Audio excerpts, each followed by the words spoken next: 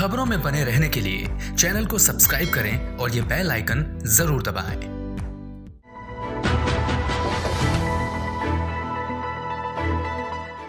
नमस्कार, आप देख रहे हैं हिंद भारत और मैं हूं आपके साथ उज्ज्वला। तमाम विवादों के बाद फाइनली राम मंदिर पर सुनवाई हुई थी और सुप्रीम कोर्ट ने आदेश दिया था कि अयोध्या में राम मंदिर बनाया जाएगा और अब वो शुभ घड़ी आ चुकी है। 5 अगस्त को पीएम मोदी राम मंदिर की भूमि का पूजन करेंगे और इन सब वार्ता के लिए हमारे साथ जुड़ चुके हैं दिलीप त्रिपाठी जी, जो राष्ट्रीय अध्यक्ष स्वर्ण समाज सेवा से हैं। चलिए उनसे बात करते हैं। दिलीप जी, कैसी तैयारी चल रही है राम मंदिर के लिए? इतने समय बाद ये पावन अवसर आया है। जी, दूरसंचार के माध्यम से हम सभी को पता चला है जी कि माननीय प्रधानमंत्री महोदय 5 तारीख को आकर के भूमि पूजन करेंगे। जी, ये मतलब हजारों वर्षों की तपस्या का जो है प्रतिफल आज मिलने जा रहा है जी। और ये श्रेय जाता है माननीय न्यायालय को कि जिन्होंने इस मुद्दे का पटाक्षेप करते हुए और आज ये अवसर प्रदान किया है भारतीय व्यवस्था के द्वारा जो है, जिससे ऐसा अवसर और शुभ घड़ी हिंदू जनमानस के लिए पूरे भारतीय समुदाय के लिए प्राप्त हुआ है। जी, एक और सवाल यहाँ पर आपसे। वसीम रिजवी जो शिया बोर्ड अध्यक्ष हैं, उन्होंने ये कहा है कि मोदी जी अगर उद्घाटन के लिए जाएंगे तो काफी भीड़ होगी। इस पर आप क्या कहना चाहेंगे? देखिए, उनका जो कहना है बिल्कुल गलत है, क्योंकि शासन प्रशासन की व्यवस्था है और जहां तक लॉकडाउन ये महामारी का जो काल चल रहा है, ऐसे में शासन प्रशासन सुचारू रूप से व्यवस्था संचालित करने के लिए वह उनका जिम्मेदारी है, दायित्व है व्यवस्था बनाए रखने के लिए। और हमको ऐसा नहीं लगता है कि सोशल डिस्टेंसिंग का पालन न होते हुए यह कार्य होगा। बिल्कुल पालन होगा और उनके अनुसार जो है ये सुव्यवस्थित ढंग से इस क्रियाकलाप को अंजाम दिया जाएगा। त्रिपाठी जी, क्या आम लोग भी वहां पर जा सकेंगे या फिर वीआईपी लोग ही उस वक्त मौजूद होंगे? अब ये इसके बारे में मैं नहीं कुछ कह सकता, क्योंकि शासन प्रशासन का क्या गाइडलाइन है। जैसा कि कोरोना काल जो चल रहा है उसको मद्देनजर रखते हुए तो ऐसा नहीं लगता है कि आम जनमानस के लोग वहां पहुंच पाएंगे। जी, ऐसे में बिल्कुल ये ख्याल रखा जाएगा कि सोशल डिस्टेंसिंग है, क्योंकि जब आम लोग ही वहां पर नहीं जाएंगे। जी, और लेकिन माननीय प्रधानमंत्री महोदय जी से मैं एक उनका ध्यान आकृष्ट कराना चाहूंगा उत्तर प्रदेश के शासन व्यवस्था के मतलब बदहाली पर कि आज उत्तर प्रदेश में आए दिन जो है ब्राह्मणों की हत्याएं हो रही हैं, जिससे जनाक्रोश है, भारी जनाक्रोश है। और इस वे में माननीय प्रधानमंत्री महोदय जी का आगमन हो रहा है, तो मैं ये अपील करना चाहूंगा कि माननीय प्रधानमंत्री महोदय इस पे अपना ध्यान आकृष्ट करते हुए और शासन व्यवस्था को सुचारू रूप से संचालित करने के लिए और जो आए दिन घटनाओं को अंजाम देने वाले लोग हैं उनको दंडित करने के लिए व्यवस्था जरूर बनावे, क्योंकि पूरा ब्राह्मण समाज आहत है। और इसको लेकर के हम लोग भी जो है मतलब जन आंदोलन के माध्यम से अपने आवाज को मुखर कर रहे हैं कि इस पर यदि लगाम नहीं लगा तो हम लोग आने वाले दिनों में आंदोलनरत होकर के अपने आवाज को बुलंद करेंगे, सरकार को अपने विचारों से अवगत कराते हुए और इस पे अमल कराने के लिए दबाव बनाएंगे। जी, धन्यवाद हमारे साथ जुड़ने के लिए त्रिपाठी जी। और चलिए अब बात करते हैं मनोज मोहन शास्त्री जी से, जो विश्व विख्यात भागवत वक्ता वृंदावन से हैं। बहुत बहुत स्वागत है आपका। शास्त्री जी, जैसे कि इतने समय बाद, इतने विवादों के बाद, इतनी लंबी लड़ाई के बाद अब फाइनली मंदिर बनने जा रहा है और डेट भी आ गई है। 5 अगस्त को प्रधानमंत्री नरेंद्र मोदी राम मंदिर की भूमि पूजन के लिए जाएंगे, तो कैसी तैयारी चल रही है वहां पर? अपने भारत में सभी जो तीर्थ स्थल हैं जी, वहां पर बहुत ही उत्साह का वातावरण है। जी, जैसे कि मैं श्रीधाम वृंदावन से हूं।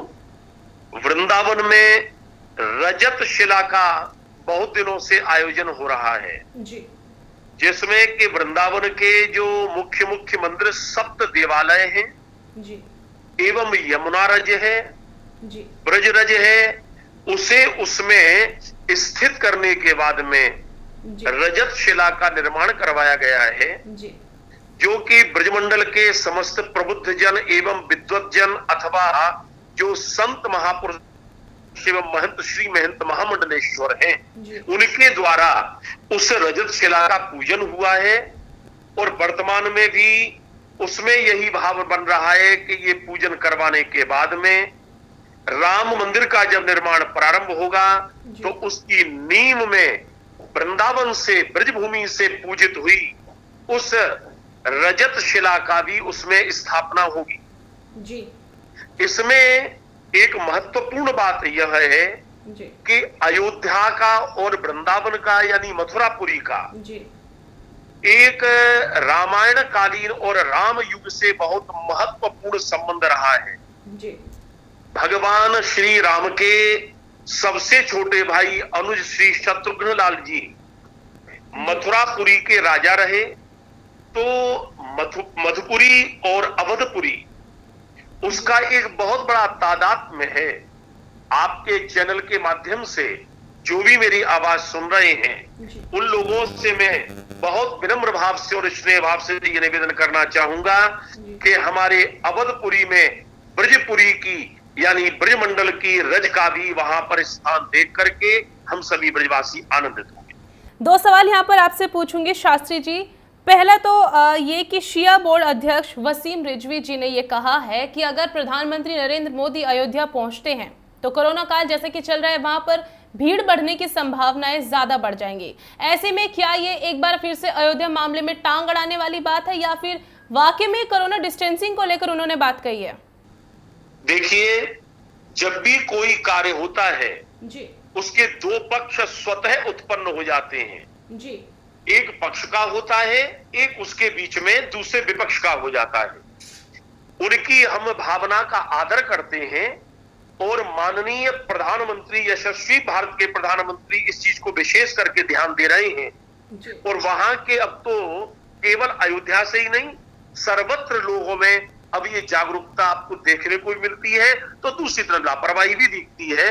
किंतु माननीय प्रधानमंत्री मोदी जी ने स्पष्ट रूप से अवध के लिए निर्देश दे दिए हैं कि वहां पर जब भी कोई कार्यक्रम हो सोशल डिस्टेंस की उसका ध्यान रखा जाए एवं कोरोना को ध्यान में रखते हुए कोई भी ऐसा कदम न उठाया जाए जो किसी के लिए भी दिक्कत हो।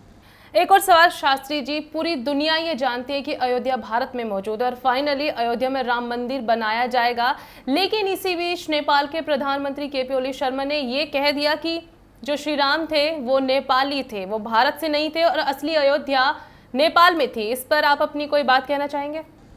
मेरा निवेदन यह है इस चैनल के माध्यम से जो भी सुन रहे हैं जी कि हम सभी सनातन धर्मियों के लिए जी एवं राम भक्तों के लिए ये जो ओली की बोली है वो गोली की तरह से लगी है।